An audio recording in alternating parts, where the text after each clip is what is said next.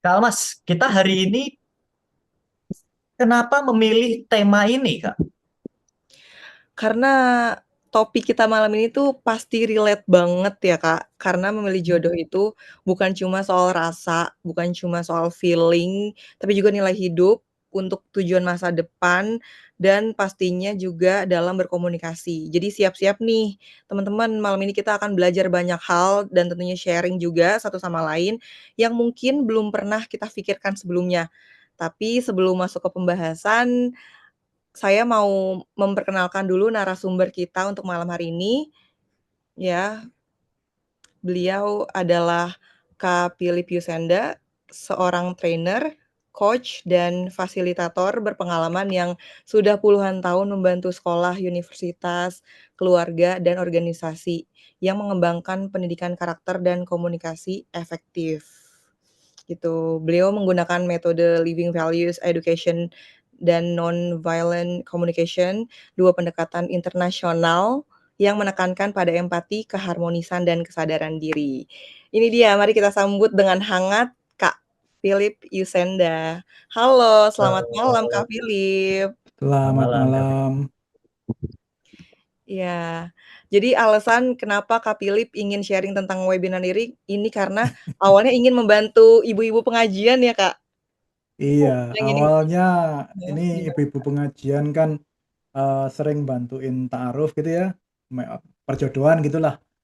Nah, mereka kan pengen tahu tuh gimana caranya menjodohkan orang dengan lebih pas. Mereka udah punya metode banyak ya, background check segala macam, macam detektif udah.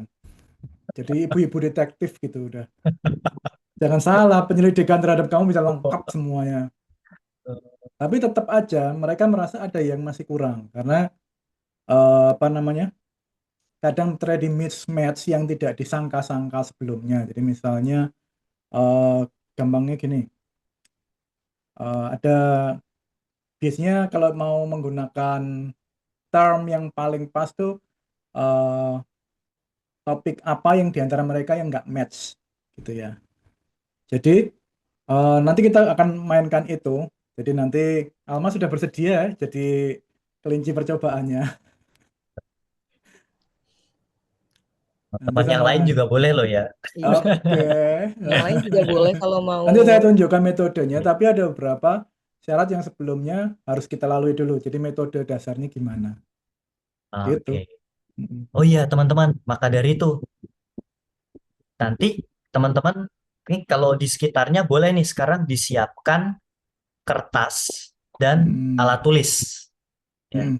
Karena itu kata Kak Philip udah nge-spill dikit-dikit kalau akan ada aktivitas untuk ngecek itu tadi ya. Mm-mm. Jadi udah siap nih kertas apa tulis. Oke. Iya, Oke. oke. Kalau gitu kalau Mas kita mau mulai dari mana ya?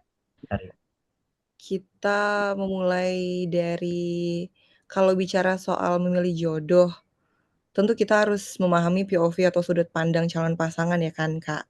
Nah, Kak Mm. Philip, seberapa penting sih memahami ini sebelum menikah atau memutuskan untuk, mmm, menjalani hubungan yang lebih serius dengan pasangan kita gitu? Gampangnya gini. eh ini case ya. Aku ngomong case aja daripada melayang-layang.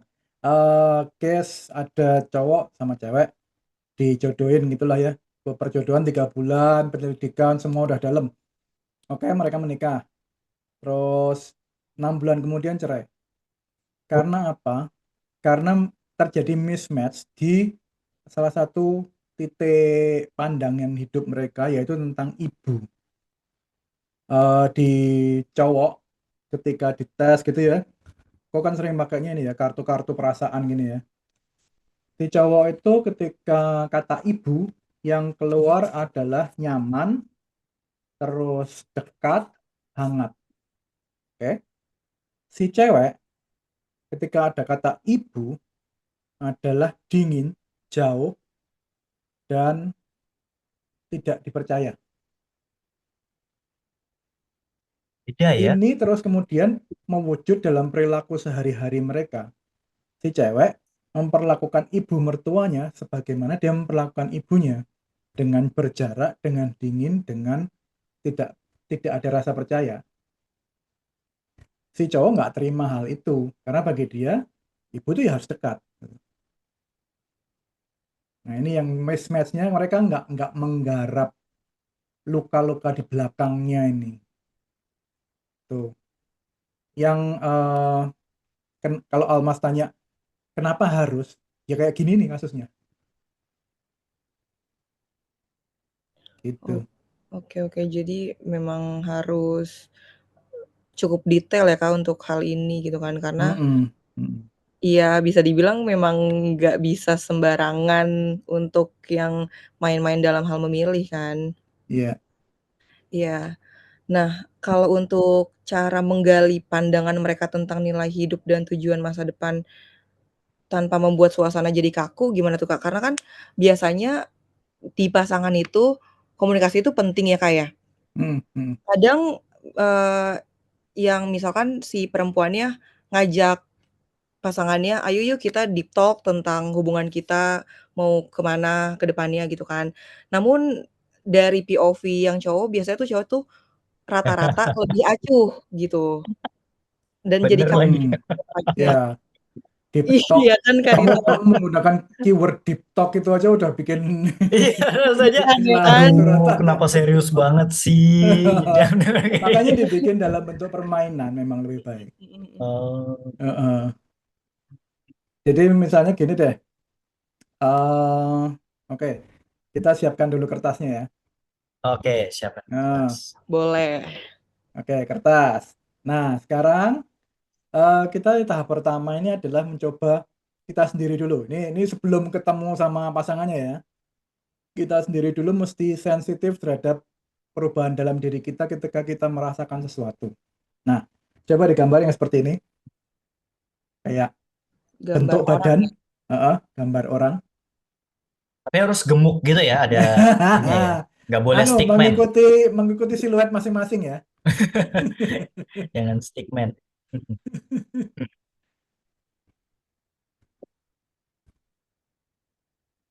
Ayo teman-teman digambar. Oke, sudah. Oke. Nah, sekarang Sudah Kak? kita pertama coba ukur diri kita sendiri dulu. Kita bikin baseline-nya, badan kita rasanya kayak apa. Coba kita hening sejenak, kita tutup mata, terus coba rasakan, coba sentuh ubun-ubun kepala. Nah, rasakan daerah sekitar kepala ini seperti apa rasanya. Apakah tegang, atau santai, atau berdenyut-denyut, atau panas, atau dingin. Ingat-ingat rasanya seperti apa. Ini adalah baseline dari kondisi badan Anda. Terus kemudian turun ke telinga, coba rasakan di daerah sana rasanya seperti apa. Panas, dingin, tegang, santai, atau bagaimana. Lalu di sekitar muka, dari dahi, mata, pipi, mulut, bagaimana. Rasanya seperti apa. Kemudian bagian leher, rasanya seperti apa. Apa tegang, atau santai, atau bagaimana. Leher bagian belakang juga, coba dirasakan. Sekarang bagian pundak, gimana rasanya. Turun ke tangan, sampai ke semua tangannya, rasakan seperti apa. Kemudian rasakan dada, kemudian di perut, rasakan seperti apa. Kemudian sampai ke paha, betis, gerak-gerakkan telapak kaki Anda, seperti apa rasanya. Oke, Silakan buka mata dan ingat-ingat ya, ini kondisi badan Anda gimana? Yang secara netral. Nah, sekarang coba kita gunakan 4 rasa ini. Ini ada eh, 4 yang sudah saya tulis, yaitu marah, sedih, jijik, dan takut. Nah, 4 ini coba Anda bayangkan kalau Anda sedang merasakan itu. Terasanya di mana? Ada yang berubah nggak di badan Anda? Kalau marah di mana? Mungkin ada yang di leher, ada yang di mana?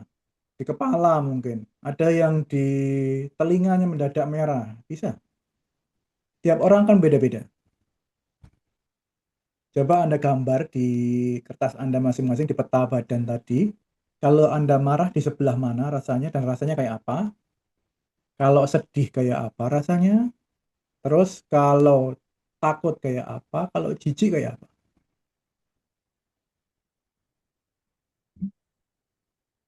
Kita kayak lingkarin aja gitu ya. Boleh dilingkarin, diwarnain. Misalnya, Oke. kalau marah itu di sekitar leher sini rasanya tuh kedutan gini. Terus ada sedikit di sini di atas di sekitar pelipis rasanya kok gimana gitu, nyut nyut nyut gitu.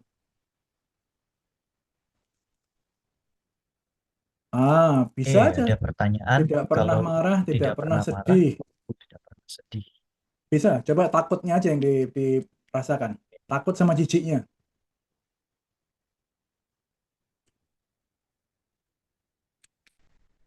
Hmm.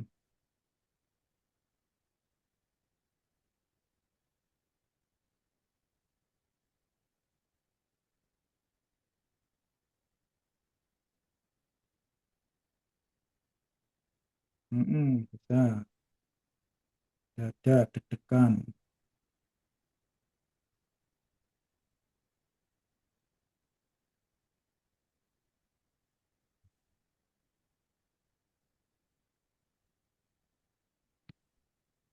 Mungkin yang lainnya ada yang rasanya beda, bisa Ya, di-share bisa sama kita. ditanyakan aja ya kalau Mhm. ini gimana kayak gitu. Hmm. Nah, aku jatuh. Tadi aku sudah Oke. menggambar. Halo Kak Philip. Iya. Apa Oke, nih? halo Kak Sri. Iya, Silakan Kak. tadi aku gambar, tapi di bagian ubun-ubun tuh kayaknya terasa sedih. Terus di bagian muka tuh kayak kelihatan marah. Oke. Tapi aku baru merasakan kedua hal itu sih. Oke. Nggak apa-apa. Kalau pas marah mukanya kayak apa rasanya? Apakah ditulis secara detail atau bagaimana? Iya. Ini soalnya kita mencoba untuk membuat badan kita lebih sensitif terhadap perubahan yang terjadi. Sehingga kita bisa punya alarm sebelum rasa ini menguasai kita gitu.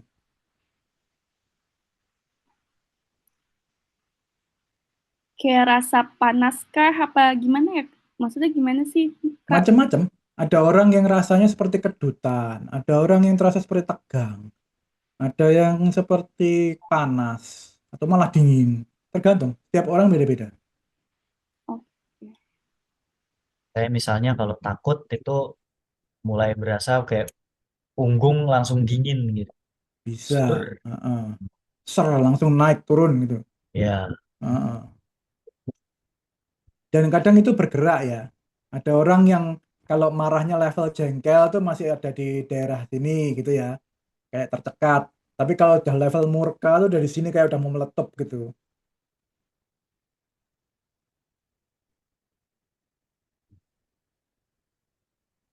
Wah, ya itu oh sakit perut ya. langsung pengen BAB Betul, betul. ya. Ada yang kayak gitu. Iya bener, Shit. saya juga kadang kayak gitu, lagi marah, lagi deg-degan, pasti bawaannya mules. Pokoknya mules. Iya. Heeh. Mulesnya lebih gimana, Mas? Mules yang di lambung atau mules yang di daerah usus ke bawah gitu yang pengen pup gitu? Yang pengen pup. Oke. Hmm. Itu beda ya, Kak? Beda ya. Beda, beda Oh, rasanya kan. Oh, iya sih bener. Kalau lagi apa gangguan lambung misalnya, Mhm. Kan rasanya melilit gitu kan. Tapi Iya. nggak kepengen pup gitu loh. Beda Mhm. rasanya. Bener. Jadi Oh. Pantatnya teman-teman, nyit-nyit. Oke. Nyit-nyit itu gimana Mas Paulus? Ya, itu kayak apa gimana ya sensasinya itu kalau pas khawatir kerasa banget sensasinya kayak kayak apa ya sulit diomongin. Nanti Berdenyut-denyut kalau begitu ketemu kah? seseorang yang ngomong itu mungkin saya tahu oh ya itu kayak gitu maksudnya gitu. Oke. Berdenyut-denyut atau lebih kayak geli-geli gitu. Enggak, bukan geli. Lanjutnya itu hmm, ntar kalau ada orang yang mengungkapkan kalimat itu saya akan oh itu yang saya maksud gitu. Sementara ini Oke. saya hanya nyaman dirasakan tidak untuk diceritakan. Oke. Ya. biasanya istilah Jawa nih yang begini nih. Sampai Nyit-nyit ini. Oke, oke. bahasa Indonesianya nggak ada. Nah, itulah. Kadang-kadang bahasa daerah masing-masing itu punya kosakata yang lebih lengkap untuk body sensation itu. Oke, di atas ubun-ubun kalau merasa kesedihan. Ya bisa Hmm. dibilang semua orang itu ada keunikannya masing-masing, Iya. tapi tetap Beda bisa ya. terpola. Oke. Mhm. Betul. Hmm. Oke, Kak Philip, Iya. apa ada Macam-macam ini ya. Oke, kita coba ya ke Mas Budi. Marah di kepala. Kepala kayak apa ini, Mas Frans? Ya, di kepala di ubun-ubun ya, Di area di kepala, atas bun-bun. mata jadi panas, Oh, nyut-nyut. jadi panas ya. Oke. Oke, Kalau terus sedih di dada kalau ini kayak sedih apa? Kayak ada diklem gitu atau? dada seperti ditusuk. Oke. Kalau takut tangan jadi dingin. Tangan jadi dingin. Oke. Kalau jijik ya enak di mulut begitu. Oke, kayak memuntah gitu ya. Ya, Oke. Lanjut. Oke. Kalau itu ya? Kalau gimana? saya itu tadi kalau takut Mm-mm, itu berasanya terutama di punggung langsung berasa dingin gitu ya, bulu mm-mm, kuduk mm-mm, berdiri gitu. Itu kalau takut.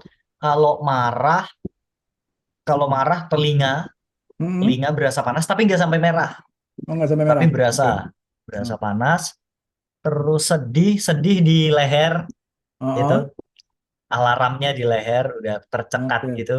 Nah, terus apalagi si jijik lebih ke mual sih. Oke, physical ya berarti ya. Ya, Lebih ke kayak membayangkan hal yang apa menjijikkan gitu langsung. tuh.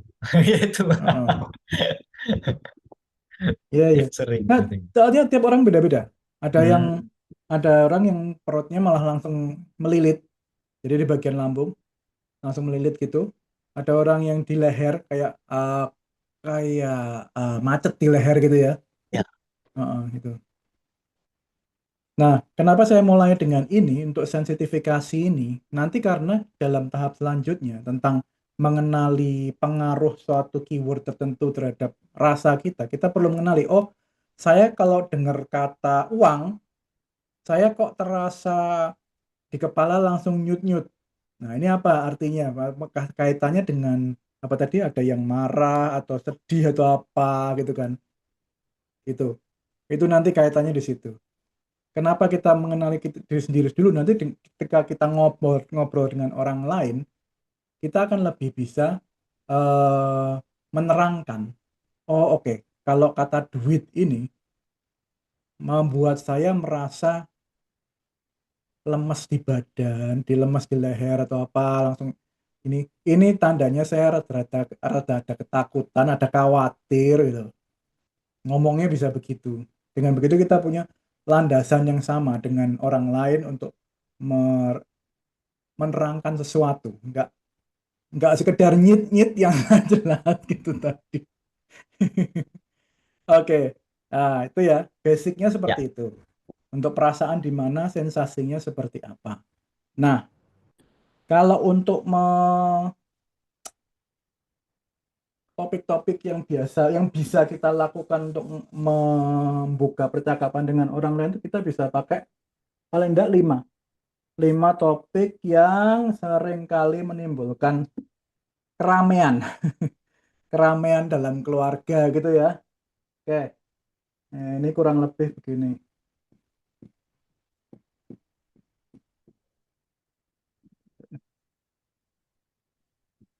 Ada 5 ini, ayah, ibu, uang, anak, dan rumah.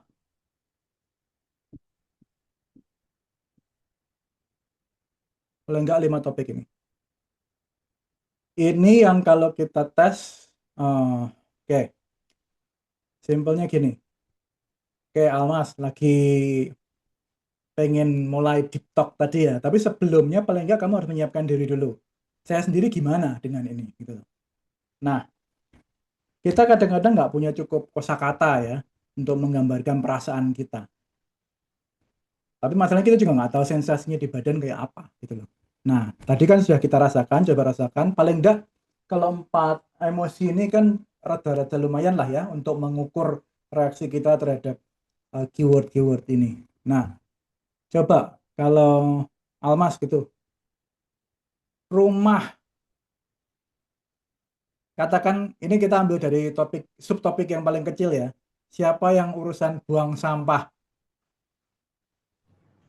Di rumah. Rumah, membuang sampah di rumah. Ayo, mengelola sampah.